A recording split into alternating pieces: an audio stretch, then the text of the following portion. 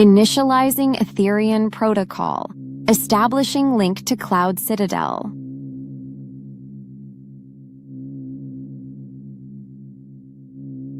Welcome, Alita Army. You stand at the threshold of quantum consciousness.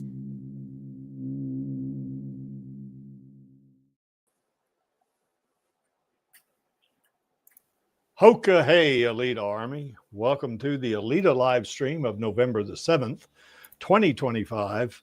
Fan fiction, Who Created Alita's Heart and How, where we discuss all things to do with the movie Alita Battle Angel, the source manga Gunham, and the greatly desired sequels. I am your host, Creek Indian, and with me I'm from Denver, Colorado, and with me from Fountain, Colorado is Lee. How's it going, Lee? Yeah, it's going pretty good down here. Otherwise known as Lee Lemon. So there you have it. So things are going pretty good down there? Yes. Yeah, we're supposed to get some cold weather tomorrow, I see on the forecast. They say that, but sometimes the temperature seems to spike a little bit instead. Yeah, well, you know how it is around here. If you don't like our weather, just stick around for 15 minutes. That's basically what happens. So, yeah, things are good up here in Denver as well. You know, they're, the temperature is really, really moderate and stuff like that. So, 63 degrees Fahrenheit, which is what, about, maybe 15 degrees Celsius, perhaps, somewhere in that area, I guess. Somewhere around there. Yeah. So anyway. I think we're starting an hour earlier for the folks in Europe because it kind of helps them to do that. But I think Angelus, I sent him a text, but, sometimes folks, they assume that the stream's going to be at 4:00 our time. But, we're really setting it around, what it would be on Greenwich Mean Time. So, which I think would be about 10 p.m., I think, Greenwich Mean Time, or 9 p.m. maybe. So, All right, well, let's get to it, I guess. We still got the LA Fires fundraiser going on, and, we really want to help those folks. We've raised $1,600 and, have paid that. So anyway, it's there's a link below the image on the screen, which is also down in the description. Click on that, takes you to the website, and you can either enter your name. You click on donate now, but you can either enter your name like I did, or like Angelus did, or you can do like Lee did. He specified anonymous. And Vladi is also donated, but he used his internet handle. So anyway, no amount's too small. We really want to help these folks because I guess here about a few weeks ago when I was in LA, I saw that on the news that about 1,600 homes are either destroyed or damaged. So that's, or 6,800, did I say? I forget how many. Yeah, 6,800 homes are either destroyed or damaged. So we really want to help those folks out. Now, I know $1,600 doesn't sound like a lot of money, in the big scale scheme of things there, but, we still, every little bit helps, and we want to let those folks know that, we want to help them. So there'll be some amount of help to somebody. Yeah, that's right. So, and the reason why we picked this one too is because, not the GoFundMe, but the Greater Good Charity, is because they also take care of the animals as well. So, and that was kind of the final criteria. We had like 3 or 4 of them we wanted to donate to, but when we found out that the Greater Good Charity was going to really pay attention and focus on, also, helping the animals survive, then that sold us, so we're doing that one. And we got the Alita sequel petition going on, and we have added 36 signatures since last week. So, and I think the week before we added 27. So I think, maybe a little promotion here and there, and, people, want to see see more of Alita. I think that's kind of helping with that one. So it's great. 36 may not sound like a lot, but, it's certainly a lot more than it was, say earlier this year. I mean, we were getting like 5 or 6 a week or something like that, but here recently we've been getting a pretty good amount. there you see the link below the image on the screen, which that link is also down in the description. You click on it, takes you to the website. Now, to sign the petition, you do have to enter your name and email, but you can specify that to be anonymous if you don't want your name and email address to get out to the general public on the internet. So, you know, it'll just show up as anonymous. If you want to donate, you can donate. You know, I don't know if there's a minimum. I don't think there is, but you know, if you want to, you can donate, but you don't have to. If, you know, if you just sign the petition, you will have done your thing as the Alita Army member. So anyway, that's going to help us keep reminding Disney that we want this sequel, and we're fighting for this. So, you know, and as Rosa said in her interview with Collider, she's always bringing up Alita. Well, so are we, and we're not giving up. And we do have Rosa's Queen Studios bust of Alita.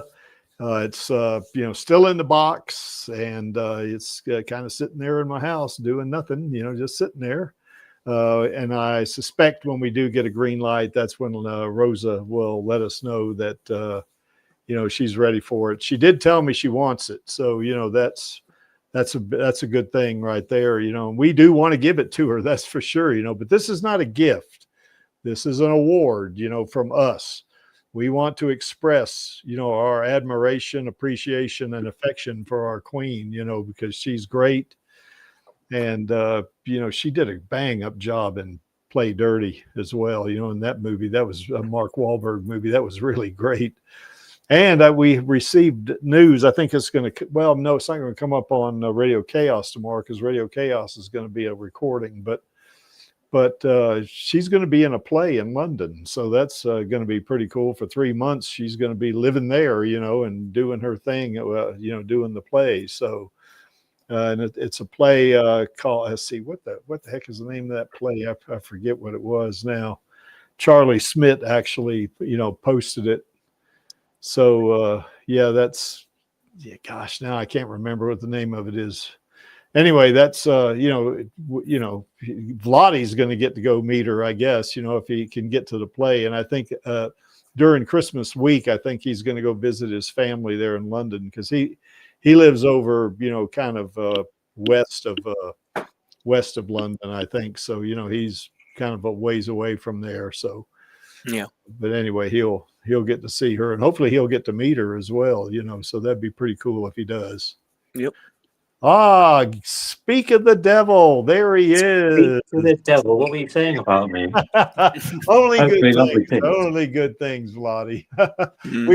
We were talking about, you know, Rosa going to be in that play in London. Yeah, she's going to be in London for like 5 months or something. It's crazy. Yeah, well, it's really great. That long?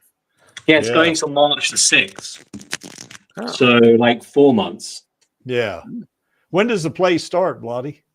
December 11th, I think, or something like that. No, wait, December 11th is the Avatar. I'm getting all these events mixed up now. There's too many coming in at once.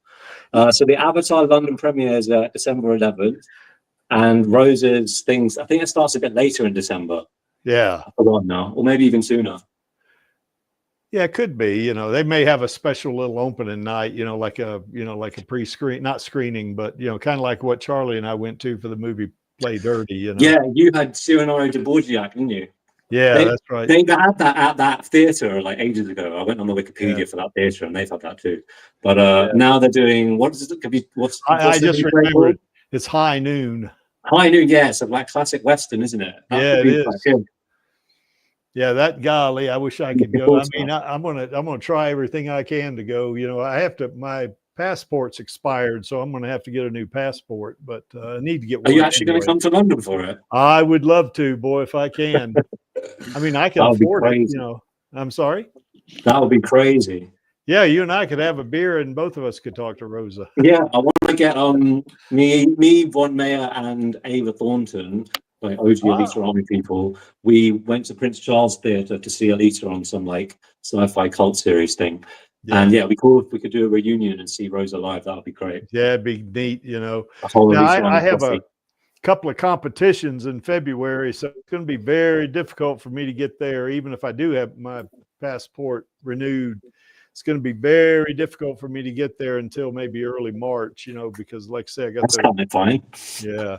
So she's going to be there till March the 17th? March 6th. So like, if you're coming in March, it's going to be very near the end. It's going to be, yeah. Well, I mean, when she was at the Pasadena Playhouse, I went and saw her 2 times actually, but the second time I went to see her, it was the last Saturday night. It was the thing was over on Sunday, and I went to see her and got to talk to her again on Saturday night. So that was a joy. So, Yeah. Vladi, I hope you get to see her, man, and talk. I definitely will try. And if you do, tell her I said hi, will you? I'm in London. I'm in London over Christmas, staying with the family. So, and I might try and go then because it's playing all through that. Obviously, not on Christmas Day and stuff, but yeah. So that's good time. So I think I will try and go just by myself, even if I can't get Alita Army people with me that time. I can go again another time if we organise something later on in March or whatever. Oh yeah, you want to go more than once. Charlie and exactly, I went twice. Yeah, that's right. Yeah, you do definitely. You think so? When you met her, were you just standing outside? What if there's no place that she's just standing around in? Well, I'm not sure how that theater's set up, but yeah, that's why I'm asking. What was yours like? She was smoking outside or something, wasn't she? Well, no. They have a courtyard out front, and she came out, out to the end of the courtyard, and Charlie and I were we weren't in the courtyard. We were standing, on the sidewalk, and she came out, and, when, I saw her, we both looked up at the same time and saw each other, and I yelled Rosa like that and held out my arms, and she ran up to me and hugged me and hugged Charlie. It was great. That's funny. Yeah, it was really. And that's really the first time you'd seen her, and then she just ran over to you when you said Rosa. Okay, I'm just trying to figure out my own strategy. Yeah, that's How it. can I get her to run over to me? Buddy. Do the same thing. Do the same thing, man. Send her flowers too. I won't. I'll say Rosa. But yeah, Charlie was saying you could even try emailing her in advance. That what now? Charlie was saying you could even try emailing her in advance. Yeah, I could do that once you figure out. It doesn't seem like she's reading them, but it's worth a shot. Well, yeah. Well, I believe she reads them, but she probably doesn't respond to just about all of them. So but it's got better things to do. But what I'll do, Vladi, I'll tell her. I'll email. Tell her that I wanted to sign. I wanted to sign the Blu-ray that John Landau signed 2 years ago. Can you tell her that? Once you figure out when you're going to go, let me know, and I'll craft up an email. Because surely she'd want to do that. That'll be really sweet. Yeah. And you can do the same thing. You can hold your arms out and yell Rosa like that, and she'll run up to you maybe if you're wearing your Alita Army shirt. Yeah, well, it just depends what it's like at the setup. She might not come out at all. I guess you were quite lucky that she came out. Well, that theater there is kind of it's a nice theater for sure, and it is fairly large, but access in and out is not. There's only 2 ways you can get in and out, I think. And in this case, both times I think she came out the front because the first time she came out because she was going across the street to this, I guess it's a deli or a bar or whatever it is over there, and she was going over there because that's where the cast was going, So you might be lucky. I need to spec it out. I need to have a recon trip, reconnaissance, see where the likely spots are. Yeah, that's right. See where the entrances are and find the entrances and exits. Mark them. Well, she's real good about wanting to talk to her fans and all that. I think she wouldn't have mentioned meeting you if she didn't like it, in the interview. Yeah, that's right. That was a neat shout out she gave us. I appreciated it, but I'm hoping she might be at the Avatar 3 premiere too, because she'll be in London for the play, obviously. Yeah. Because I think the play starts December 17th, something like that, like a week after Avatar 3 comes out. So she'll be in London. She's already there, I think. There's a picture of her at the cast. She kind of looks miserable though in the picture, I thought. Well, I only saw a low resolution picture. Probably because she's stuck in miserable, rainy London until March. Poor girl, why have they got her out here? Well, she probably wanted to visit England, man. That's, I guess. She's obviously come to visit me, Creaky. Well, hopefully so, Vladi. Maybe she is coming to visit you. Who is this Vladi guy? I want to go see this guy. That's probably what she's thinking. The legendary Alita Army Warrior. Yeah, that's right. So Sure, that's anyway, exactly what I was thinking. yeah, well, you want to go see her, Vladi, if you can. You know, don't let it go by you. You know, it's pretty neat. I know Charlie and I really enjoyed talking to her, and I think you will too. And she is really nice. You know, she'll be nice to you and everything. So I'm hoping there'll be some news on the sequel before then too, because you know, the media's putting a bit of pressure on Cameron now. They're saying like either make it or sell the rights. That was it. We don't do news on this stream, do we? And we're not having a stream tomorrow, are we? well, because it's not going to be a stream, it's going to be a recording, so there won't be any news. Yeah, so but that was an interesting article. I wonder who like commissioned that. Probably someone at 20th Century Fox. Like, come on, Jim. The Alita fans are going to like cut our heads off soon. Well, I think, Cameron, he got his reasons and we don't know what they are. We don't know what Bob Iger's thinking, but maybe he doesn't want Alita to be a Disney princess or something. I don't know. By the new Predator. Yeah. So maybe he doesn't want that and he's holding out, for what he's going to get. But I think Avatar 3 is going to make at least $1.5 billion, if not $2 billion. And, he's going to have a lot of pull, once that comes out, and I'm going to start promoting it too. In my channel, I got a lot more subscribers on my channel now than when Avatar 2 came out. So, hopefully these people, I can promote it, and a lot more people will see it, and that'll help a little bit, I guess. I don't know. Yeah. Plus, it is my enthusiasm for Avatar has gone down a bit since 2 years ago, but I do obviously hope it does well, and it is John Landau's last film, so I'm looking forward to it for those reasons. Yeah, I I miss John Landau, even though I didn't know him. I mean, we all miss him for sure. I know. I'm surprised Rosa didn't mention him in the interview. Well, I mean, I guess Perry didn't ask her rather about him. So I don't know, Because she said she'd make a statement or something. She should do some kind of like when Alita comes up again, even if it's because like the sequels aren't happening. Yeah, she'll like say something nice about John. Because it seems to be like he was the driving force behind Alita happening in the first place, anyway. Yes. Well, he sure was a heavy hitter for it, wasn't he? Mm. Well, anyway, I'm really confident we're going to get a sequel, but we'll leave that. So, anyway, getting back to this, if Rosa, you see this, which I don't know if you will or not, but if you do, we really want to give you this bust, not as a gift, but as a kind of an award or expression of our love and appreciation for you, because you are great, lady. We think you're great too. We also got the Alita Gaming Network going on, and if you're doing live streaming, I put the link to this stream in the live streams channel today. I've been kind of remiss at doing that. I've been kind of negligent at it, for the most part, but I did put the link in this time. But if you do live streaming like Chaos Nova, he does live streams from time to time, and he'll put links to his live stream in there. If you do fan fiction, like Lee, Lee and Maxie, they got two really good. Tomorrow, I guess Maxie's going to read 3 chapters out of his fan fiction. So on the recording, so don't miss that. But anyway, Lee has also got his fan fiction in there, and you can read it. And I think Lee, you got the link to your fan fiction from Archive of Our Own in there, don't you? Or I believe so. Not right immediately, but I can get it easily here. Yeah. Let's see. But anyway, if you want to go read Lee's fan fiction, he's got it in the fan fiction channel.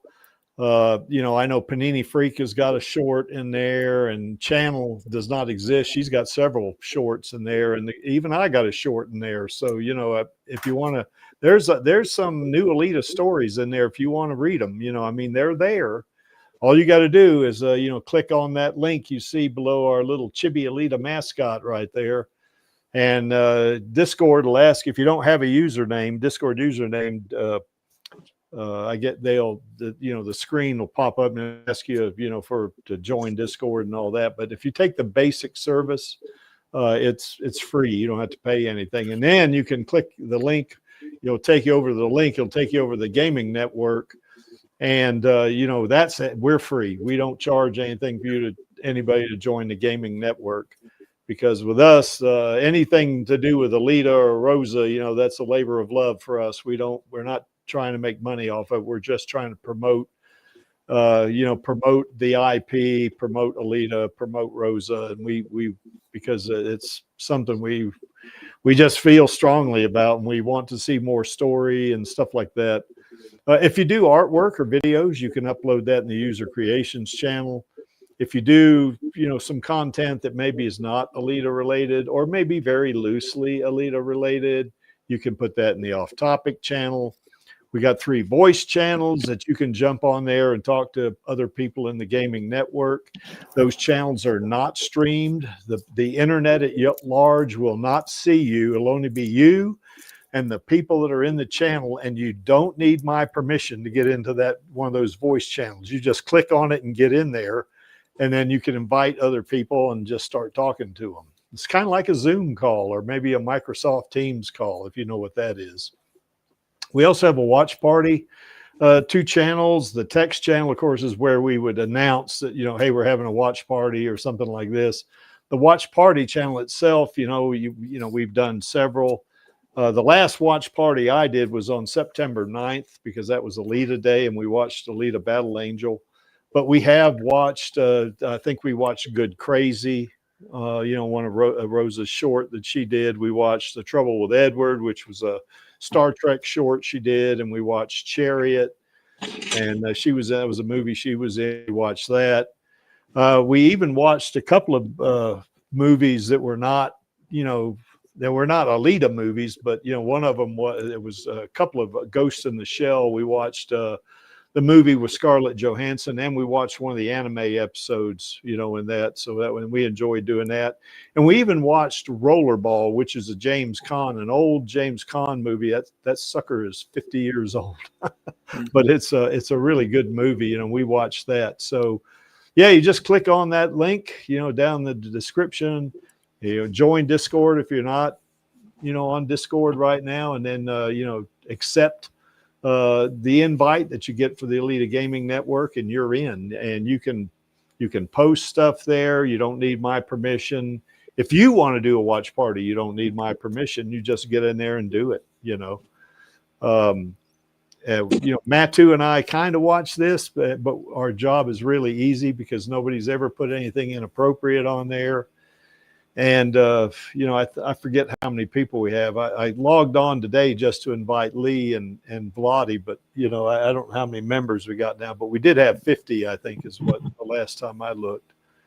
So, but anyway, if you can, join that, and we'll have a lot of fun. We're keeping it small for now because it's kind of, the folks in the gaming network like it because it's sort of, it's really intimate, and that, you know everybody on there, and, you don't have to have any anxiety with being in an internet group like this, because we're all the Alita army, and we all want the sequel, and we're all on each other's side.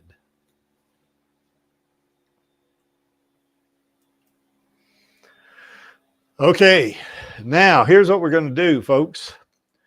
We are going to kind of create something. I've done a lot of the work already. We've got about 3 slides in here. We're going to ask questions, and certainly, bring it up in the chat if you want. Lee, you and Vladi also, if you got something to add, we can certainly do that. But what I want to do is, there's very little mention in the manga, and certainly nothing in the movie or in the anime that suggests, how Alita's heart was created, who developed it. So I took it upon myself to maybe come up with a fanfic type thing. And I came up with this. Now I used AI to help me come up with some of the story, but I kind of smithed it, to make sure it was reasonable. But anyway, this doctor named Yelzan Varel, he is the guy that actually invented, designed, and developed the prototype. And eventually, of course, it was all of the you know, all of the antimatter or microreactor hearts that were developed for the berserkers. He's the father of the berserker, you know, basically in terms of their heart. He was a contemporary of Destinova, and I guess since this is in the future, I say in the future he'll be a contemporary of Destinova. Now, you know, and we got some slides following this, obviously. Now, he was exiled from Zalem, being a contemporary with Destinova. Of course, you know, they were probably working close, you know, in the same area or something like that. And he got exiled by Zalem, and, you know, probably, you know, they probably wanted to do away with him or something like that. But some agents actually smuggled him, you know, out of Zalem up to Mars. And they built him a lab, you know, on one of the Martian moons named Phobos. They built him a lab on there for him to continue his work on the antimatter microreactor heart. And basically, and we're going to see this later, but he had a little bit different methodology than Destinova had. Destinova, of course, was big into Karmatron dynamics. And, you know, Dr. Varel, he was into quantum empathy, and we'll get to that, what that is and all eventually. But he is the creator. He is, you could consider him Alita's actually father, if you wanted to think of it, because he actually developed her heart and all the other, you know, I guess, antimatter microreactor hearts that the special soldiers, special ops soldiers had. The berserkers. Yeah, the berserkers. That's right. Well, first of all, before we get in how he did all this stuff, you know, we got to talk about, you know, who is he? You know, and of course, now keep in mind, this is not during when, you know, the time period when Alita was in Zalem herself with Ito. Remember that she was there 300 years after the fall. Mm-hmm. So, you know, he's not there in the 26th century. However, he was born at the very turn of the 23rd century in Los Angeles, California. And he has a PhD in something called ecomechanics. And he got that from Caltech, and he got that PhD when he was 30 years old. So kind of a typical story for that guy. You know, a lot of, I think, folks who get PhDs, you know, they get their PhD, you know, of a long time it takes them to get, even after they get their master's. Like my youngest stepson's got a PhD in mathematics, and it took him 4 years after he got his master's degree in mathematics. So, you know, it's kind of a commitment, you know, to get a PhD, you know, in any field. Now, ecomechanics, we're going to talk about a little bit what that involves when we get to a couple of slides. It mainly involves something called quantum empathy, but we'll get to it. He invented something called the Vault Spiral Protocol. And what this does is that he's using nanotechnology to kind of connect, you know, the emotional states of individuals. Okay, so this is pretty advanced, you know, stuff, you know, and he was the lead designer of the Berserker class microreactor heart. And this heart is powerful. And if you remember what Ito said, that Alita could power Iron City for years, you know, the energy from her heart. And his doctoral dissertation was one entitled On the Dilemma of Resonant Identity, When Memory Becomes Power. So he's really working in the area of empathy, which is almost like telepathy in some ways, you know, but we're going to get to that. He's the architect of this thing called the Vault, or the Echo Continuum. And he specializes in, as you can read it right there, in emotional resonance encoding, which is the actual building of, I guess, scripts, I guess you could say, or code that enables individuals to connect empathically. And certainly he's an expert handling antimatter. And of course, he's built a legacy up, you know, a scientific legacy, you know, by coming up with a lot of instrumentation and different kinds of systems that he, kind of, I guess he was the not designer, but his requirements for these various systems, got some of these engineers to come up with different kinds of systems that'll allow him to to deal with quantum empathy and how to handle antimatter and stuff like that. Now, he is affiliated with something called the Martian Academy of Resonant Engineering. So you can see there he's heavily involved in, kind of that beyond just technology. He's involved in the human state itself. And he was a member of the Order of the Hollow Pulse. That thing has been, discontinued, I guess. And there's another one called the Continuity Tribunal, and that was something also exiled by Zalem. Now, this is stuff I've all made up, of course. It's not canon. So, hopefully if James Cameron sees this, maybe this will give him some ideas for a prequel. Perhaps, yeah. So any thoughts about our good doctor here, Lee or Vladi? It sounds like you've got quite a bit of him covered and taken care of there. Well, I've tried to. And of course, AI was very helpful in helping me come up with this, because one of the things we are going to talk about here in a little while is something called quantum entanglement, but we'll get to that eventually. I'm only vaguely familiar with that one. I've heard of it, not real familiar with it, but some of this other stuff sounds interesting. Yeah. Vladi, any thoughts about Dr. Varel? Not really. It seems pretty interesting, though. I missed the start when you first introduced him because I was sort of getting out of the shower when I came on. So, oh, sorry about that. So it's not your fault. But yeah, so loads of background detail. I don't know what else to add, really. I mean, it's just your fanfic, I suppose. Well, I just didn't know if you had any observations. The very much so, the guy's a genius. I mean, he's got a PhD and he's on a cutting edge, kind of I guess you'd say an overlap or something of technology and human consciousness, even, or empathy. So he is on the bleeding edge of technology in this area. He is a genius, and I didn't try to come up with what his IQ was, but he's very much, an equal to Destinova. Destinova is psychotic as he is and sociopathic as he is still a genius, so is this guy.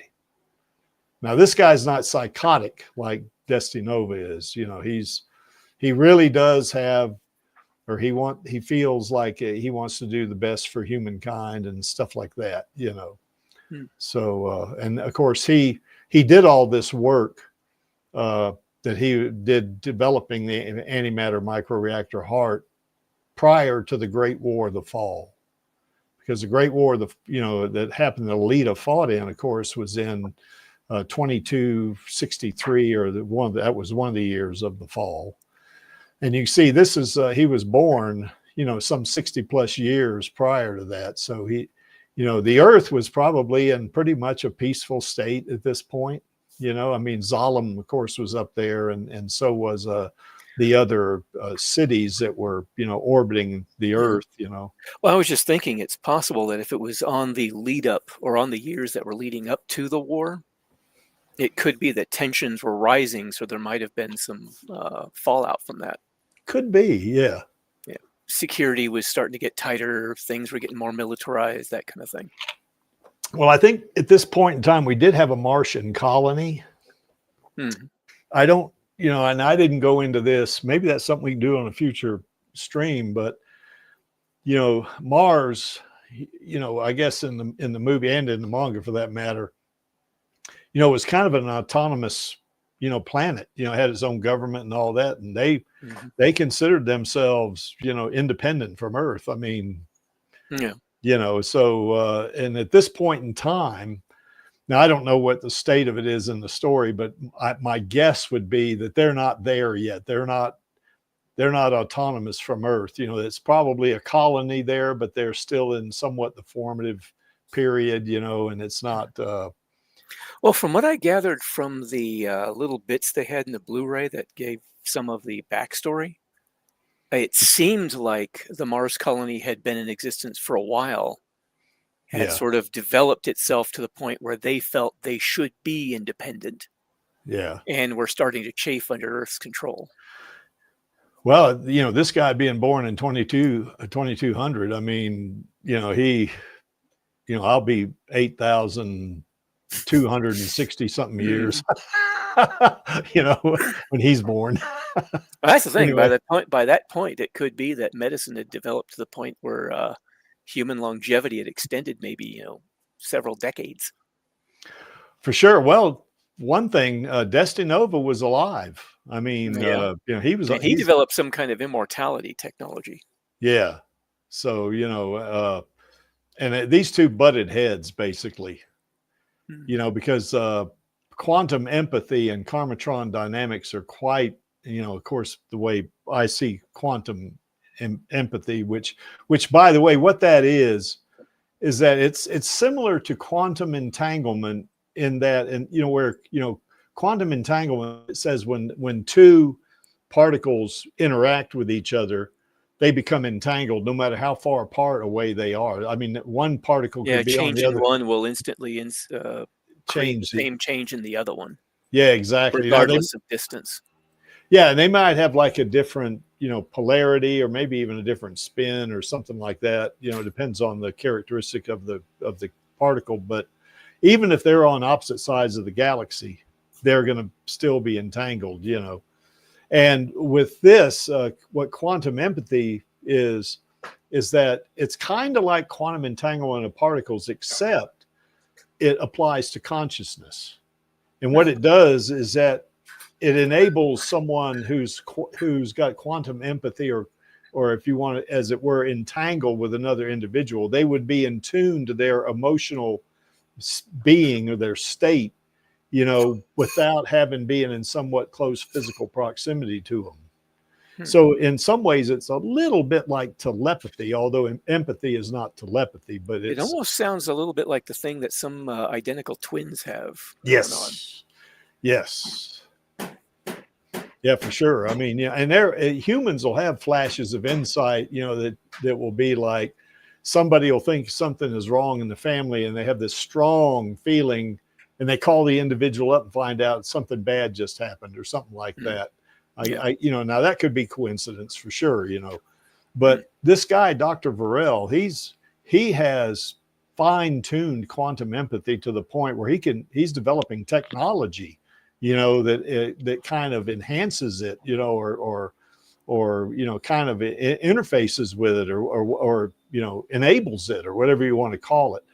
Whereas Karmatron dynamics is, this is a chaotic thing, Destinova, he does bad shit to people, seeing what the karma is going to be after that. And he's so psychotic, he don't care what happened to the individual. He's just observing from almost with a scientific mind, well, if I do this to this person or someone they love, like he's doing with Alita, and what's going to be their reaction, and how, what about the karma behind that down the road? That's kind of the way he's thinking, whereas Dr. Varel is saying, well, these two people are connected, what kind of, I guess you would say, interconnection these two have, and how it affects, how they interact with them, not with themselves, just with themselves, but with others, So with these two things are kind of like opposites. They're button heads, quantum empathy and Karmatron dynamics are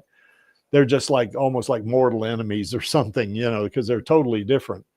And of course, Destinova doesn't like this, because it's he's not only a sociopath, but he's also narcissistic, and he basically he and Dr. Varel have this really contentious kind of relationship, where they're working, I guess. And he gets, I didn't go this far into the story, but consequences being what they are, and Destinova being who he is, he manages to get Dr. Varel exiled from Zalem.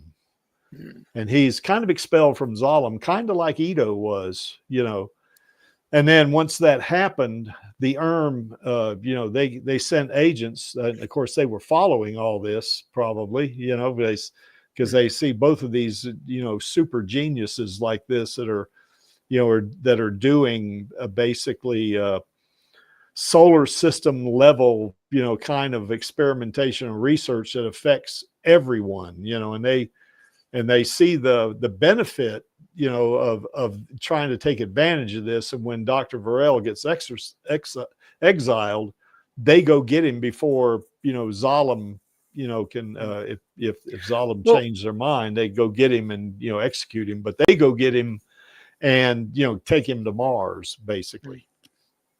I was just going to say the exiling from Zalem, it might be more appropriate to say he was exiled from Earth, maybe. Because at that point in time, Zalem was just a interconnected city to Earth. It was before the plague and all that stuff, where they had to cut themselves off.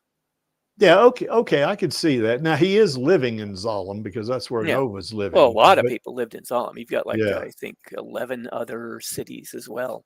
Yeah, so you've got like a whole lot of population, a whole lot of places for them to go. So you still got Earth as like a, I guess, sort of a political entity, kind of. Yeah. And Zalem is just one of the cities of that political entity, although it may be a prominent part of it. Well, in the case of Dr. Varel, being born in Los Angeles, I mean, we would, if we were to be transported to 2200 under my, what I've got going here, I get, this is not even a treatment, but, if you were teleported up to, or time traveled up to 2200, a lot of things would look really wildly different, but some things might be somewhat familiar, and you would know, hey, this is a advanced civilization, that kind of thing. But, I mean, certainly in 200 years, the probably English didn't change that much. I mean, certainly we have words now that people back in the 18th century don't know what they are. But, I think you could adapt, a person from the 21st century could adapt to some going up to the early 23rd century. Saludos, Leonardo, como está, amigo? But anyway, he's exiled. Yeah, you could say from Earth, because I think, Zalem was just like you say, another city, but that's where he was living. So that's why I just had an idea. What if, being the psychopath that Nova is, he decided to go farther than getting him exiled, and Dr. Varel's life actually ends up being in danger? Like he's in danger of being successfully found guilty of, say, treason. Yeah. And the only place he has to go is he's offered sanctuary by Martian agents. Yeah, you come with us and we'll guarantee your safety. Yeah. Or maybe he approaches them for political asylum or something like that. Maybe. Or maybe they approach him because him being he's actually not a traitor. He's a loyal servant of Earth, or whatever you want to call it.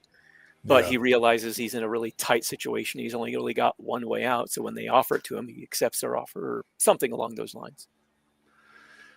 Yeah, that would fit perfectly, I think. Okay. And of course, like you were saying, because the United Republics have been following what both of them have been doing, when they see the chance to snatch up one of them, they absolutely jump at it. Yeah.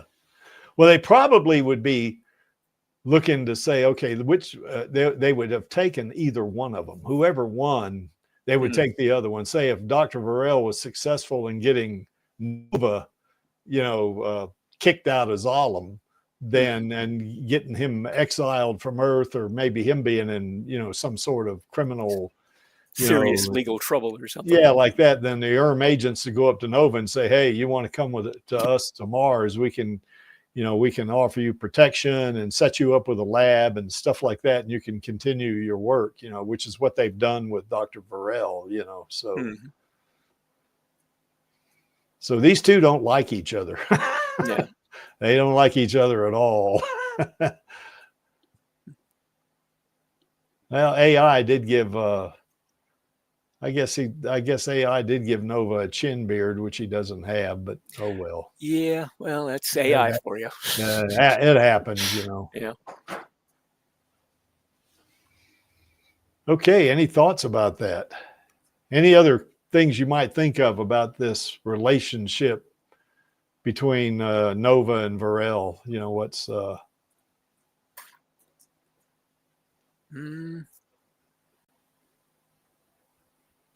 you know, I guess Nova would think too that maybe Varel was maybe stealing some of his thunder, you know, getting a lot of attention or something for his quantum empathy. Yeah, maybe his status as a scientist was sort of endangering his own ambitions. Yes, and maybe, you know, I say there that the relationship's contentious because the success of quantum empathy, you know, kind of overshadows, you know, Karmatron dynamics. Yeah, and Nova looking, at least the movie Nova being, having the ambitions he seems to have to basically be in control and ruling over. Yeah. He wants every possibility to gather as much power as he has. And if Dr. Varel's quantum empathy methodology gains any traction or any serious traction on Earth, that could imperil those ambitions. Yep. Yeah, I think that's what's happening here. And whoever's going to be the loser is whose the is going to go after. Yep. So yeah, that, you know, if Nova was kicked out of Zalem, then the would get him, you know, and if of course Varel in my story here, he gets kicked out of Zalem, so basically they get him, you know. So any thoughts there, Vladi? Not really. Can you explain quantum empathy again, please? Yeah, quantum empathy kind of relates or sits that just as particles are entangled, you know, like quantum entanglement, so can consciousness.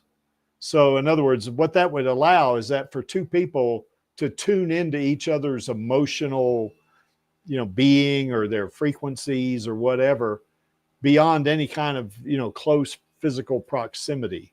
So, you know, like with quantum entanglement, two particles, when they interact with each other, they're entangled. So no matter how far apart they get, if one is in one galaxy and the other particle's in the other galaxy, they're still entangled, you know, and if one happens to this, it affects the other one, you know, even if they're millions of light years away, you know. Well, quantum empathy is similar to that, but instead of particles, it's consciousness, more specifically empathy. So it's almost like they're telepathic, even though they're not telepathic. They're empathic. They're empaths. Yeah, there you go.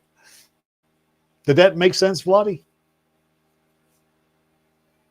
Yeah, I think so. It's a bit confusing still, I'll be honest, but well, let's say well, let's see. You and I have interacted, Vladi. If something happens to you, it might happen to me. Or you would pick up on it or something. Or I'd pick up on it. Yeah, exactly. I would know something happened. You know, it's like I was saying I a while ago. that. Yeah, that's I right. believe in like synchronicity and stuff. I'm sure there's some kind of connection there. Yeah, it's like I said a while ago, you got two people in the same, let's say in the family, and one person suffers some kind of horrible consequence. And even without the other person, even though they're not, you know, around that person right now, they're across the country from each other. They just have this bad feeling, you know, what has happened, you know, and they call up the other person and find out over the phone, you know, that, hey, you know, this happened to me and all that. And that person still felt like the other person felt like something bad had happened, you know, or something like that. Or it could be even good. Something good happened. You know, they feel this this an unexplainable feeling of joy, you know, thinking about this other person. They call them, oh, I just got a big promotion or something like that. You know, that's kind of what it is. Some kind of sudden and drastic change in the state of the other person. Yeah, a flash of insight. Or a flash of empathetic insight, that is. Yep. Okay. Okay, well, we don't have a lot of folks out in the chat, but we here in the, you know, on the here on the panel as well. If you were an agent, how would you smuggle Dr. Varel out of Zolom, or as Lee suggested, away from Earth? Well, if he fell out of favor and was in legal trouble, I mean, Zolom just being one of the space elevator cities at the time, it could be that he would be sort of forced to move out to maybe another area on Earth. Or maybe they'd keep him around in that area, keep him under watch or something, depending on how much legal trouble he's in. Yeah. Shoot. I'm trying to think of all the science fiction movies and all the various things that they've done, and like, some of the things that they've done like that, of, smuggling somebody out or trying to extract somebody from a situation or what have you to... Well, there was that one movie, Oblivion, that Tom Hanks and Morgan Freeman were in, where now they weren't smuggling anybody out. What he was doing was Tom Hanks, remember, ended up going to see the AI. I can't remember what it was called, Vet or something like that. I'm not sure. Anyway, the idea was what they had done, I believe, and it's been a while since I've seen this movie, but they kind of conned this AI into thinking. There was a female survivor of a crashed ship, and the AI wanted the female survivor and Tom Cruise's character to come on board. Yeah, that's right. So they ended up switching it out, and it was Morgan Freeman's character with Tom Cruise and a nuclear device. Yes. In addition to that, and they smuggled them into this spaceship. That was a very particular set of circumstances. Yeah. But with a high-tech city in a space age civilization, we probably would look at things like Star Trek, or maybe other things like maybe Firefly, for the kind of technology levels and stuff that you'd have to deal with to get somebody out of an area covertly. Yeah. So especially if Varel had some sort of nanite tracking devices in him, you had to find some way to neutralize that or to get it out of him. Yeah. So there's a lot of considerations. That's the thing with a lot of technology. It seems you get a whole lot of options of different ways you have to do it and things that you have to overcome in order to get it done. Like security safeguards that the other side might be using, whatever surveillance they might have on the target you're trying to extract, methods of extraction, ground transport, air transport, maybe some sort of public transport, if you can use the crowds to create some kind of diversion maybe or something. Yeah.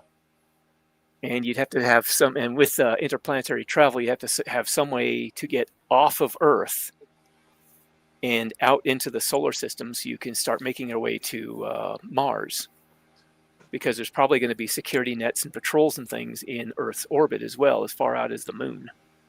And they probably have control of all of the vehicles, coming to and going from Earth. Yeah, so, stopping them for. And they'll all have the like ID, kind of a, some kind of wireless type ID or a satellite and ID. And they probably have them stopped for some kind of like inspections and things as well. Yeah. And of course, he doesn't have the advantage. Dr. Varel doesn't have the advantage that Jason has in your story, in that being that he's from a different time, and he's out of sync, with the 20. Well, that's a side effect of Jason's transit. Yeah. Yeah. But now this is 150 years or 175 years after Jason got there. So that this, and in even 100 years, you could have a whole lot of really long leaps in technology. So there's no telling what kind of sensors they've got that could scan through a vehicle and possibly even itemize specific objects and people inside of it. Yeah. And then you have to come up with some way of shielding or baffling a target against those detection methods. One way to do it would be to rewrite his DNA. Possibly, if there was Yeah. some kind of DNA-based detection going. But if they're using some sort of like deep scanning radar or something, Yeah. or some other sort of detection method that we may not even be aware of yet. I mean, in 175 years or something like that, they may come up with something that's completely new. Yeah. Make radar look like two cans tied together with a string. Basically, yeah. Yeah. I mean, it'd be as far over what we have as far as, radar and X-ray systems as radar when it first came out in World War II was over like the old spyglass. Yeah. Yeah. That where you'd have to see the person on a ship. Yeah. I mean, it's just that kind Yeah. of leap in advancement. Yeah. They'd have to have some way of shielding them, like you say. Mm-hmm. And then, or confusing the sensors, maybe. Yeah. Confusing them. And for transport, they would have to have some incredibly fast ship, I think. Unless you were just going for the old covert method where you just hide until you get out of the area, in which case any speed transport would be sufficient. But if you're trying to go for evading the patrols so you don't get detected in the first place, yeah, you'd want something high speed, low visibility, possibly even stealth against detection. Yeah.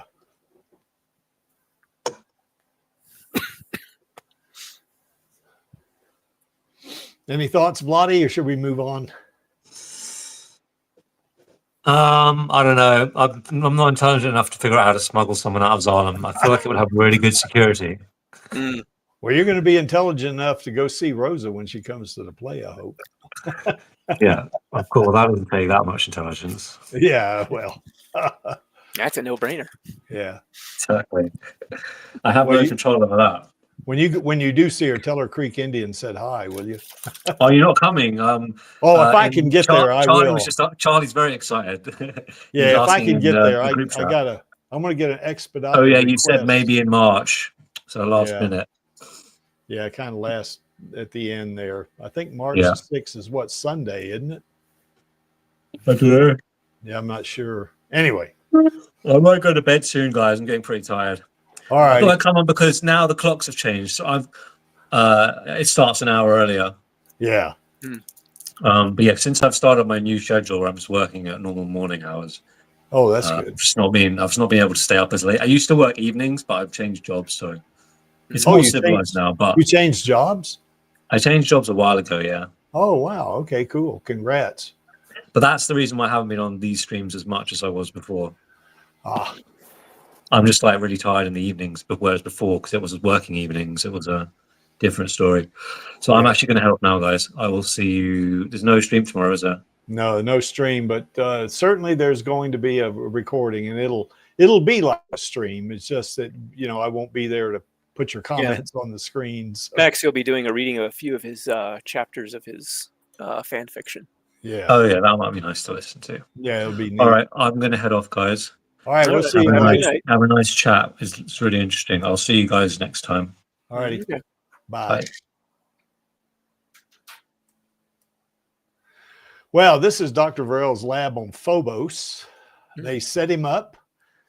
To get to this point, he had to do a presentation to the ERM, that said, hey, this is my idea about quantum empathy. And, of course, the ERM, they see, particularly the military, they see the opportunity to weaponize this, No, especially if it's the lead up to increasing tensions between Earth and Mars governments. Yeah. Then they're going to be wanting to see how they can militarize it to get the advantage over Earth. Yeah. So anyway, they set him up. They built him a nice lab, in which he can do his research. He can do his experimentation, and of course they got really good security, and nobody's going to be able to interfere with him, and he can do this without worrying about Nova messing with him, and trying to. And it's got the added advantage that it being a small, isolated moon. Yeah. If he has second thoughts and decides to try to escape, there's nowhere for him to go. Yeah. So if he had second thoughts, so where would he go? Yeah. Well, if Well, there's other colonies out there, yeah, that's right. There are colonies on Jupiter and Venus, aren't there? But well, we can assume. I mean, based on the manga, at least, anyway. yeah. So anyway, they've equipped him with all kind of cool stuff. But you know, for Lee, for you, and in the chat, you know, what kind of equipment or systems would you know, have in this lab, you know, for him to be able to do his thing? I think one thing they would need is a generator. Obviously. Oh, definitely powerful energy producing systems. Yeah. I mean, with the kind of work that he'd be doing, I'd be hard pressed to even guess what he would need aside from all that. Yeah, it's so far in the future, it'd just be a wild guess. Yeah, not to mention it's like quantum mechanics type stuff. So it's like, what would you need for that kind of thing? Yeah. Yeah, that's why I asked the question, because I don't know myself, you know.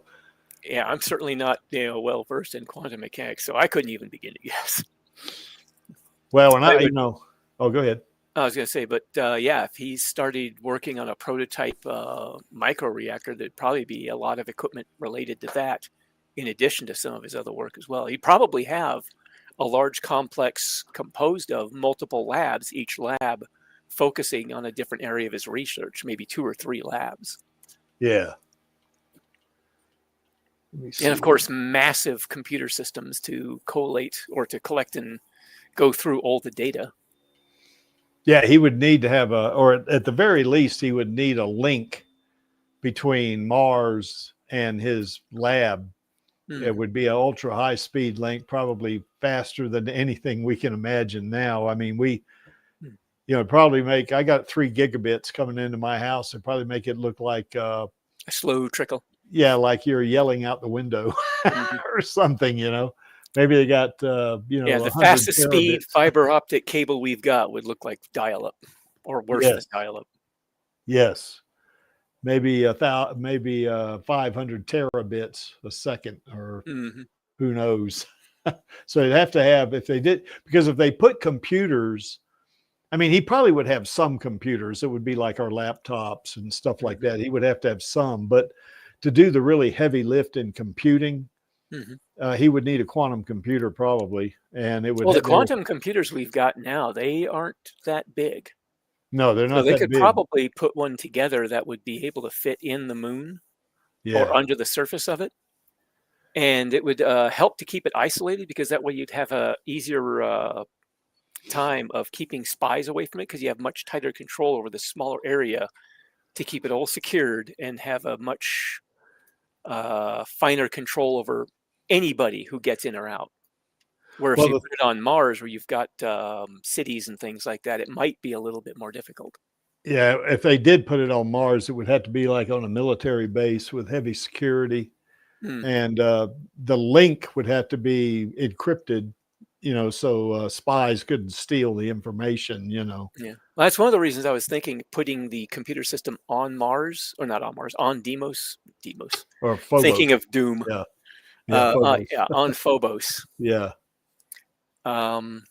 Is because then you don't need a link of any kind, and that's completely secured and self-contained. Yeah.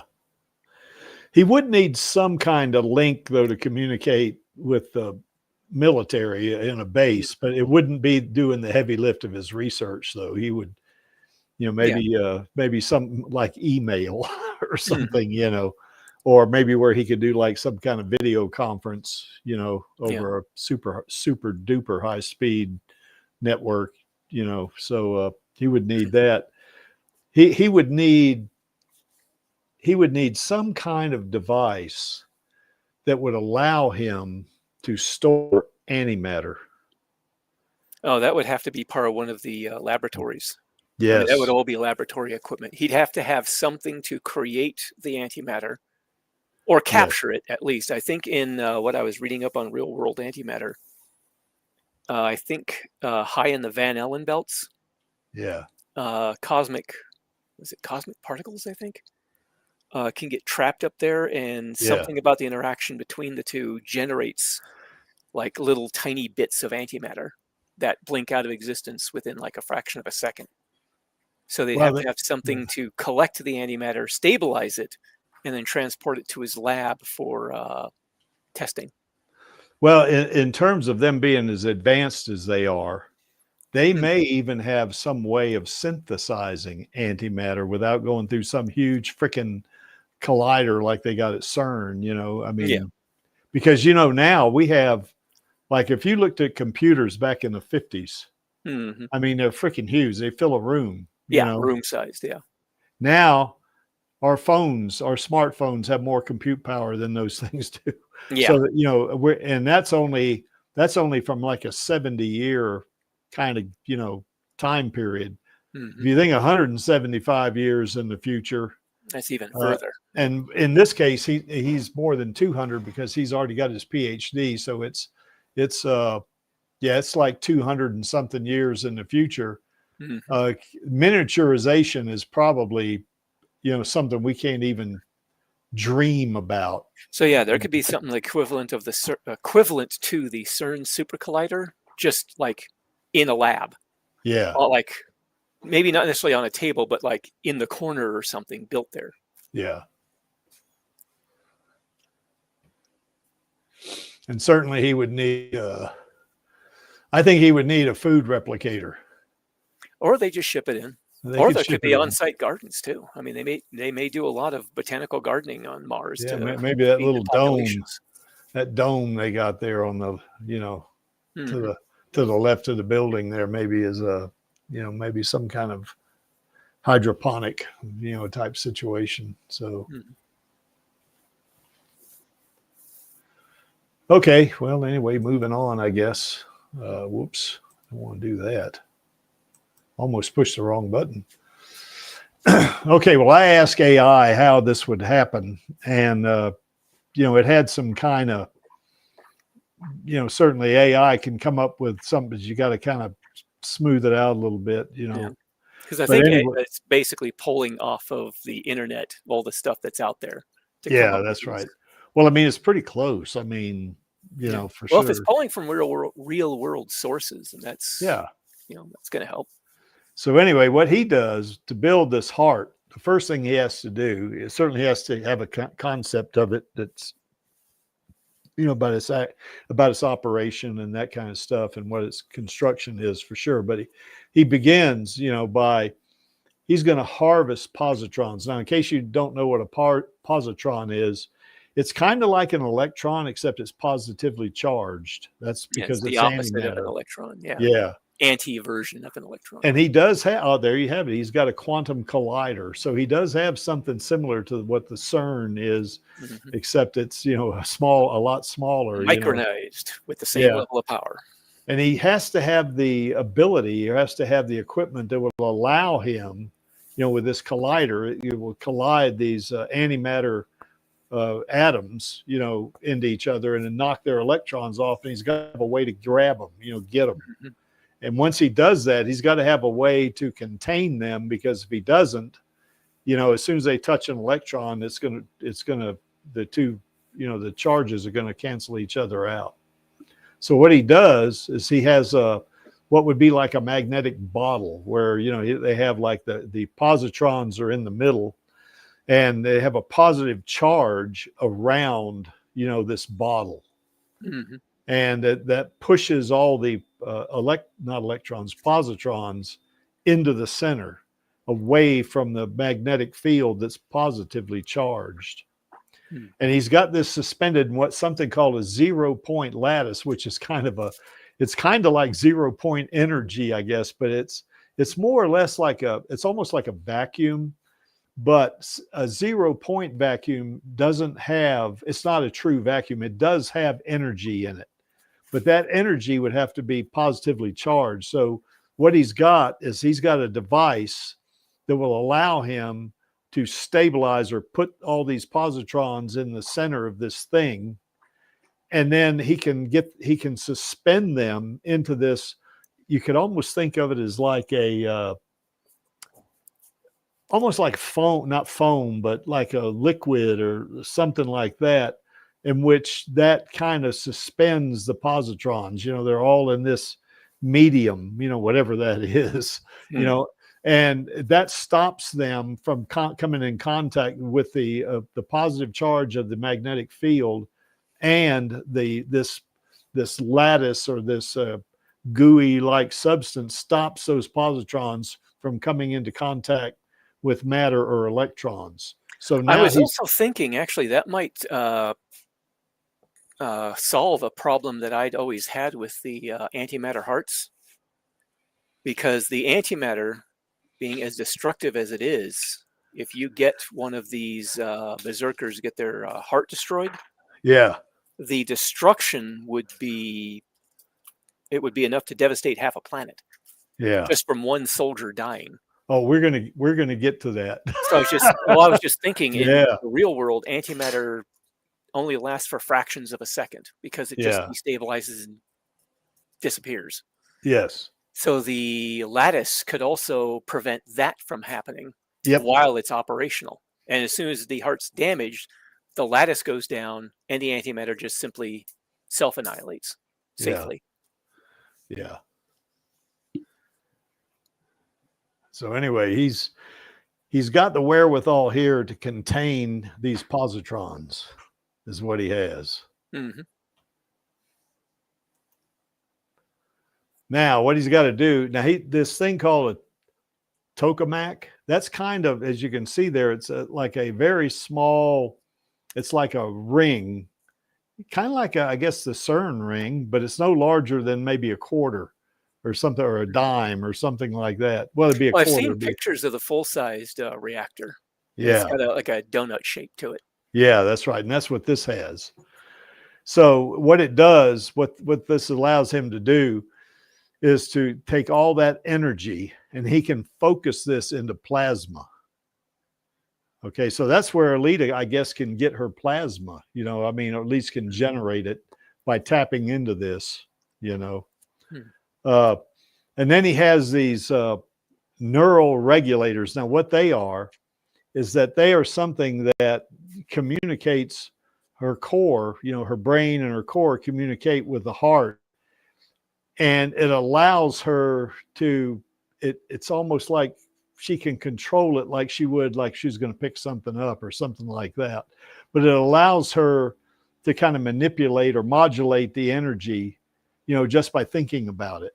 So this is technology that we don't have. Of course, we don't have because we don't have anything like this now. This is all fantasy, at this point for us, And it's wrapped up into this kind of a shielding that's kind of like a organic or bioadaptive, as it said there.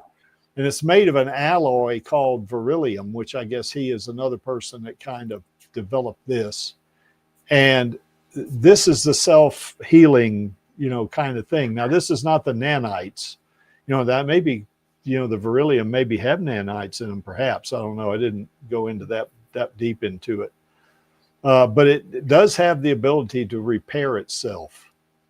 So it's like a material that is adaptive, so, and then once again, that's technology that's way in front of anything we have. And I can see, just from the story, why Nova would be jealous of what he's come up with here, because Nova doesn't have this. He has nanites, that can do some pretty extraordinary things, but being able to control antimatter, and have an alloy that he developed, that is adaptive. In other words, it can repair itself. That's like having something like aluminum that can repair itself. It's like a smart metal or something like that. Nova doesn't have that, so that's probably why one reason he's jealous of it. So anyway, he's done this, and then eventually, what he's got to do now, once he gets the reactor is put together, and he's got all this antimatter that's in this kind of miniature, like little, bubble, or has this lattice in it that, suspends all of this. He puts this into Yoko, because she's Yoko at this point. She's not Alita, and this is probably 2260, because he's 60 years old at this point. He puts this antimatter microreactor into her chest, and then he connects her core and circulatory system to it. And then, you know, he forms this thing called a quantum soul link, which basically what that is, it's an interface between her consciousness and the machines or the reactor that she has. Now that is technology. Now we're kind of, in a way, we're starting it down that area now. You know, we do see prosthetics now that where they put the prosthetic hand on the person, you know, on a person with that has lost their part of their arm, and instead of them flexing muscles like they do, you know, with the more conventional prosthetics, this thing has systems in it that when they think, you know, they think about moving their fingers and they move them. You know, it's kind of like that, you know, except on a much more advanced scale, you know, because this is a thing that's going to be communicating with an antimatter microreactor. And then, of course, you know, when he activates her heart, in other words, he, you know, kind of starts it like I guess you would jump a car. You know, if the car was the battery was dead, you jump the car and it cranks up. This is her, you know, and then once she does that, she opens her eyes, and then of course, you know, she's alive. Now the only thing about this, she's already alive, but probably what has happened here is that when they move, you know, your brain, like with Alita, you know, that's one of the things that Ito had to do. He had to take her core and her brain and put it into the doll body, and they had to put it in the berserker body. Well, she was unconscious when he did that. And so I would assume that this is a similar situation here, because when Yoko was, you know, when she was training in the military, she didn't have a berserker body. She just had a standard titanium alloy body of some sort, you know. And then, of course, once they wanted to make her part of special ops, a berserker, then they took the berserker body and transferred her brain and her core into the berserker body. So she's unconscious when they do that. And then he wakes her up by activating her heart. So anyway, that's kind of the way that works. Any thoughts about that, Lee? Well, I was thinking his technology could also be the reason that the berserker bodies can communicate with the subconscious of the soldier that they're connected to, which is how they, one in the movie was able to read her subconscious and alter itself to fit her self-image. Yes. And she does think of herself as a female. So yeah, that's why you get that comment. Somebody, why does she have boobs? Well, because she thinks of herself as a female. So come on, guys, you know, this is science fiction here, you know, that sort of thing. But anyway, so now she's a living, breathing OP killing machine at this point.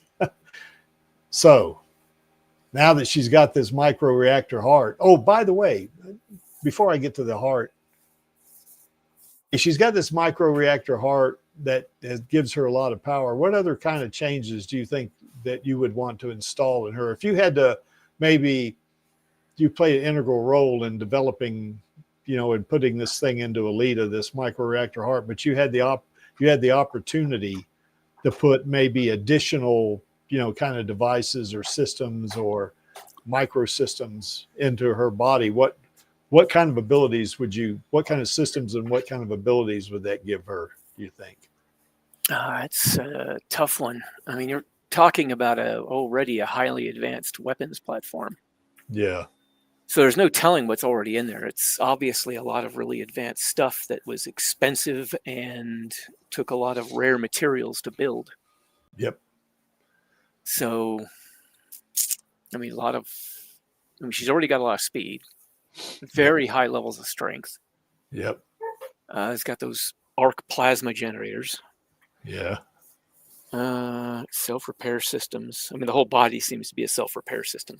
Yes.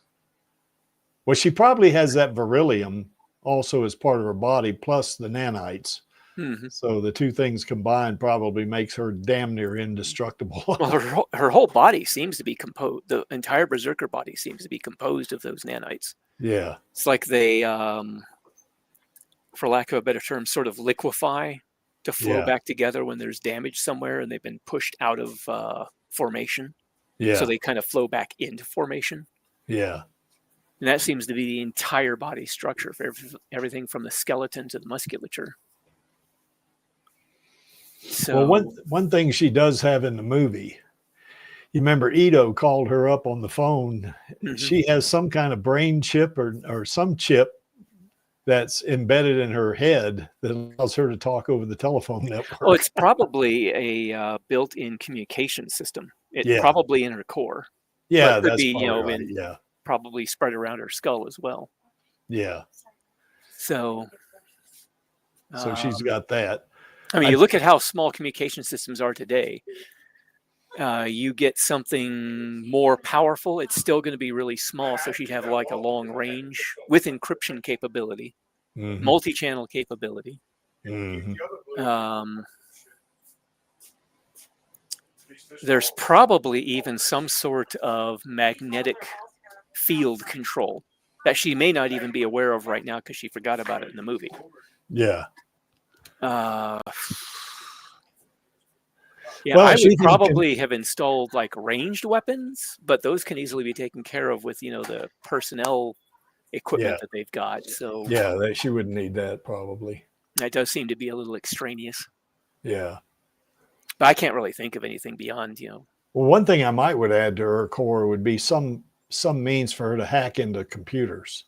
That might already be possible. Yeah, she might already have that. Yeah. I mean, I with know the, she has that in the Imaginos body. I know she Yeah. has that, but well, with the excuse me, Berserker Body's nanites, there might be some sort of built-in system that is, if she can touch a computer, the body can build a physical link between her and the circuits in the computer in some fashion, or maybe some sort of input port or something like that, that would allow her to try and access or hack into a system. yeah. Some sort of adaptive system that would be able to hook up with any computer port. Well, here's the thing about this too. Since this technology is as advanced as it is, where her brain, she thinks, what she thinks can actually, communicate with systems. It's not like she has to write code. Mm-hmm. It's instinctive. Yeah. And she hacks into a system. It's instinctive. She don't have to come up with some password or some code segment that will corrupt, maybe delete files or something like that. Yeah. She can instinctively think about it, and her body, communicates her on a very basal level and knows exactly what she wants, and it does it, Yeah. One thing I would put in here with her too is some kind of force field projection. If she's confronted by heavy weaponry, then if she had a force field, now we don't have anything like that today, obviously, and don't know how to do that, in terms of, stopping, weapons, like on Star Trek, they got shields and stuff like that. But we could assume that maybe they have that technology in the 22nd century. Well, they can generate stasis fields as a storage device on their warships. So yeah, so they should be able to come up with some kind of protective force field. So if she is confronted by, heavy weapons, she projects the force field and protects herself that way. That's another thing I might do, because that antimatter microreactor heart has a lot of energy in it. So her projecting a force field is not going to be difficult, in terms, and nor is it going to be something that's going to, require, that will make her, what's the word I'm looking for, fatigued in any way because she's lost energy. I don't think it's going to do that. So, okay. Well, anyway, this is so far advanced, it's hard for us to come up with these things, I guess, isn't it? well, it's already a well-designed system, so it's trying to add anything to it seems like it might, just sort of. Well, anyway, we've seen this one here before, but there's her heart right there. Now, basically, this is kind of a, three representations of it. The one on the left is more or less like a logical engineering schematic, sort of. I mean, it's not a schematic like electronics, but it's kind of a logical, almost like a flow chart if you want to think of it. Of course, the image in the center is her heart, and then the one on the right is kind of maybe a representation of maybe a prototype or something like that, you know, that where they were doing some testing, trying to see if they could contain antimatter or these protons, you know, in this field, you know, so they're doing something like that. And then, of course, they adapted that to go into her heart. So now she has this heart. Now, in her doll body, of course, she can't take full advantage of it. But if you remember this scene, you know, Ito said, you know, he says, you know, if you got the brain of a teenager or something like that, or a normal brain of a 15-year-old or whatever teenager, if there is such a thing, he said, and she kind of smiles at that. But you know, the brain of a normal teenage girl. Yeah, that's right. If there is such a thing, yeah. But he said, and then he points out, this is your core, you know, your brain, and this is your antimatter microreactor heart. And she says, so I've got a strong heart. Well, that's an understatement right there. And and of course, we know the movie. He says, you have a heart strong enough to power all of Iron City for years. Okay, so what does that mean? So what I had AI kind of do some computations of this, and to try to figure out just how much energy she might have in her heart. So if we assume that Iron City is a medium-sized city in the U.S., maybe anywhere from 500,000 to 1 million, we'll say 1 million, then of course, you know, it's going to require 1 million people are going to require about 1.5 terawatt hours, you know, to do their things in their houses, like, you know, cooking and that sort of thing. Certainly commercial businesses would need like 1.2 terawatt hours. Any kind of industrial, you know, kind of operation is going to be 2 terawatt hours. And, you know, transportation, of course, that if you have any kind of, you know, like rail cars, which I don't recall seeing those in Iron City, but, you know, basically a city like this with roughly 1 million people in it are going to require about 5 terawatt hours per year. That's a lot, you know. Now, what does that mean for Alita's heart? Well, Ito claims that she can power Iron City for years. Well, let's assume that when he said that, he was maybe a low end of that would be 3 years, okay? And then the minimum city demand would be 2 terawatt hours per year. In other words, if they didn't have industry and stuff like that, but they still, you know, and during, you know, maybe low volume time periods, maybe they're doing 2 terawatt hours. Well, what does that mean? That Alita's heart could deliver at least 6 terawatt hours, and probably more if it's 3 years. If it's 2 years of 2 terawatt hours per year, and it's 3 years, that's 6 terawatt hours. And what that works out to, I don't need to tell you how many joules and all that, but what that works out to, the power in her heart has the same type of energy that you would get by detonating 80 kilotons of TNT, which is 5 Hiroshima-sized nuclear weapons. I mean, in her heart, you know, I mean, you picture a human heart, you know, it's, you know, maybe a small, you know, orb-looking thing, and certainly her heart looks, I mean, you can't mistake it for anything but a heart. But that thing has so much power in it. It's got the same power of 5 nuclear weapons in it. So if you detonate that sucker, if something happens and that antimatter comes in contact with matter, that's what you're going to get. 5 nuclear bombs going off at one time. Okay. Now, how much antimatter would that take? Well, you know, now we don't need to go through in any great detail through the computations and all that, but if you use Einstein's theory of relativity, then basically what you would need, what her heart would need, would be about 240 grams of antimatter. And what that is, that's about like, if you can imagine this, a slice of bread is about 40 240 grams, okay, of regular matter. So that's roughly 6 slices of bread. In other words, 3 sandwiches. What would be the equivalent, you know, in terms of material, 3 sandwiches having the explosive power of 5 nuclear weapons. So now here's another thing about this. Now it's been stabilized, you know, by the all that they're, you know, this design, all this stuff. But you know, basically, what happens when you run out of all this antimatter? Well, this would be something we would cover on another stream. But let's assume that this civilization can actually synthesize antimatter.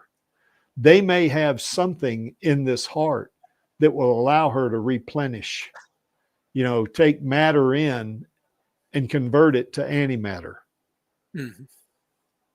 So if they have that in here, she's damn near immortal is what she is, you know.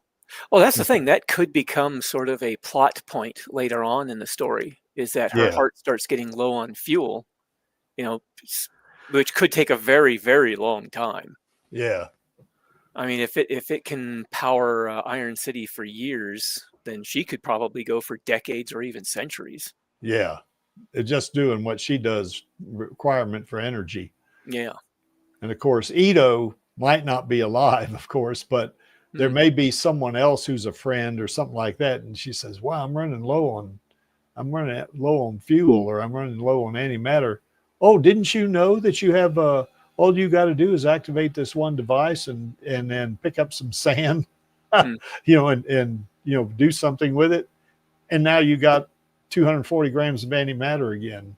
You know, I mean, that could be something that could come up later in the story as well. So, or it could be a plot point that she doesn't have. She has to go on a quest, for lack of a better term, to find some sort of refueling facility. Yes. A possibility. Yeah. So anyway, that's oh, well, I think we kind of talked about this already.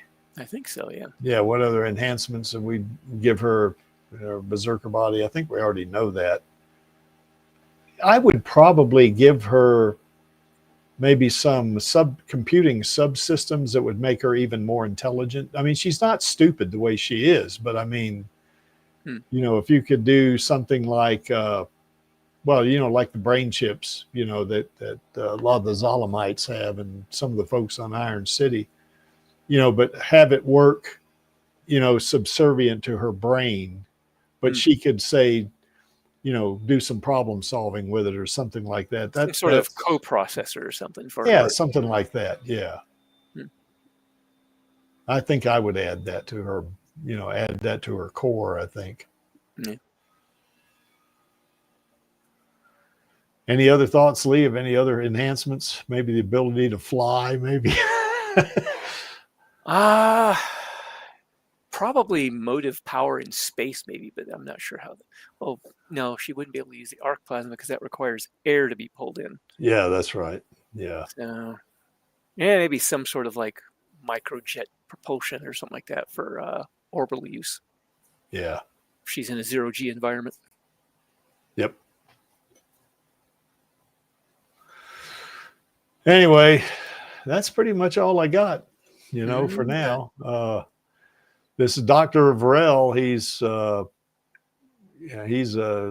a genius. I mean, he's come up now in this story, of course, this is a story, you know, but he's come up with this capability that's even way more advanced even than what Destinova has.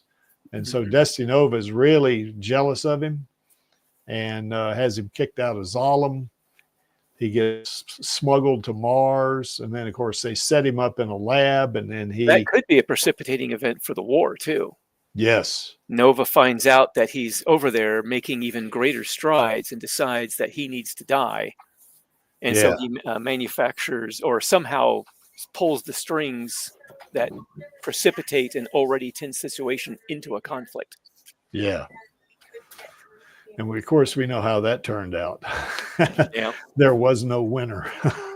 Well, unless you count Desti Nova as a winner, because he's in control of the last Oh, yeah, enclave that's of right. human civilization. Yeah, Or that's the right. last known enclave of human civilization, anyway. Yeah. Well, according to Hugo, Zalem is the last sky city. So Yep. So that was it. So yeah, he won. Now in terms of Earth versus Mars, they didn't have a winner. They, Yeah. both the Looks planets were pretty much decimated. Yeah, it looks like both civilizations wiped each other out. Yeah. Okay. Did we miss anything? No, I don't think so. Yeah, I think that's anyway. Well, we didn't have a very huge audience today, but this certainly was. It was a different start time too. Yeah, that's true. Might I be, bet people are still thinking that. Oh my gosh, Yeah.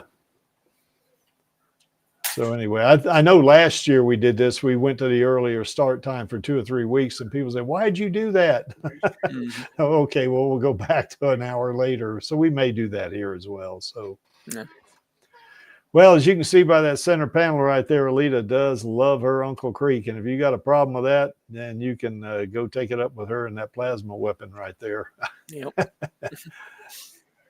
And here's our queen. And of course, we are really fortunate that they selected her, that Robert Rodriguez picked her to be Alita. Well, according to John Landau, they weren't waiting just for the technology. They were waiting for Rosa Salazar. Yeah. He says she was the only one who could have done it. Yeah. Well, they had some other accomplished actresses, like Zendaya. Yeah. I mean, Zendaya is a like good I was actress. saying, they went through all of them, and he says she was the only one who could do it. Yeah. And she certainly did. So she knocked their socks off in a big way. Yeah. Yeah, I think in the interview she said something. How'd you know she was yours? And well, during the during the audition process, I think she said so, something like that. So anyway, we are lucky that she played Alita, because I don't know if anybody else could have done as good a job as her. I don't think so. So yeah. I also want to give shout outs to El Lamont and Jesse Fisher, because they brought Screwhead to life. Mm-hmm. And, Screwhead, I want to see Screwhead team up with Alita and, by the way, Lee, I'm going to put your fanfic in the chat if anybody wants to go look at it. Oh, okay. Let me do that real quick here before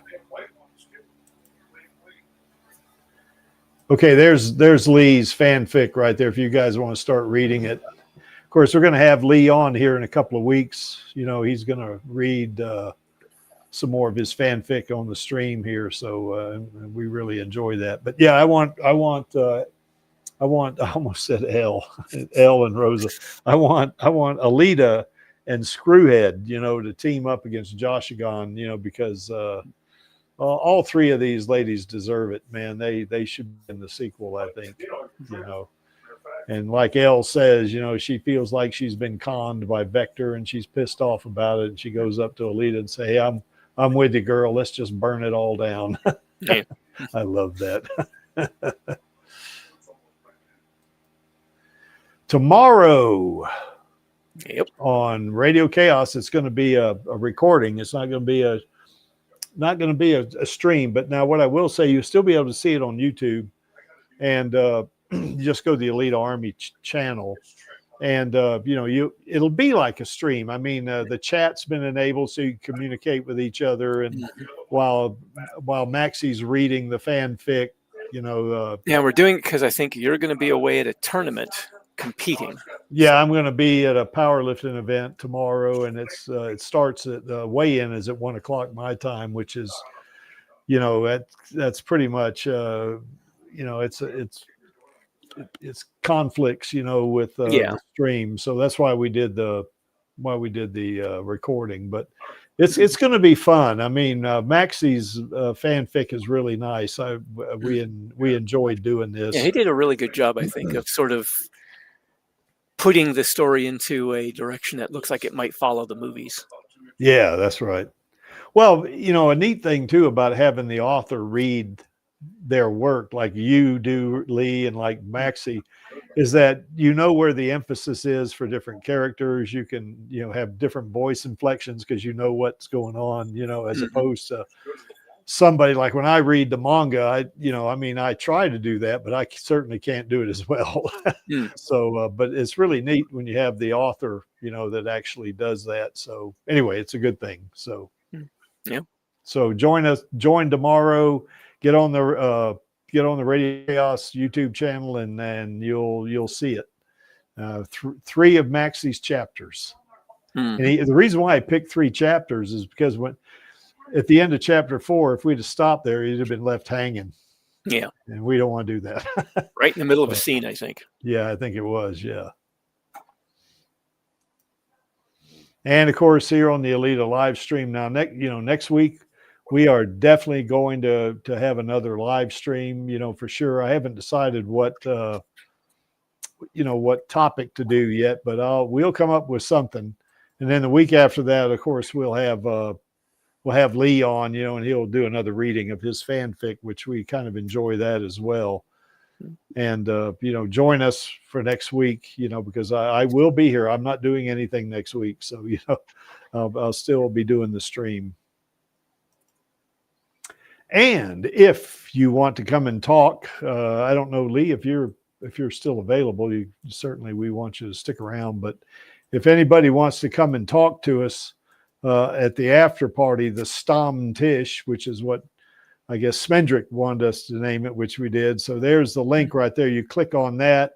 If this is not streamed in any way, it's just us. It's like a Zoom call basically, or it's like one of those voice channels on the Alita Gaming Network. Nobody on the internet sees this at all. Just us, you know, just us who will be on the instance here. But click on that, and I'll bring you in, and we'll just chat about Alita.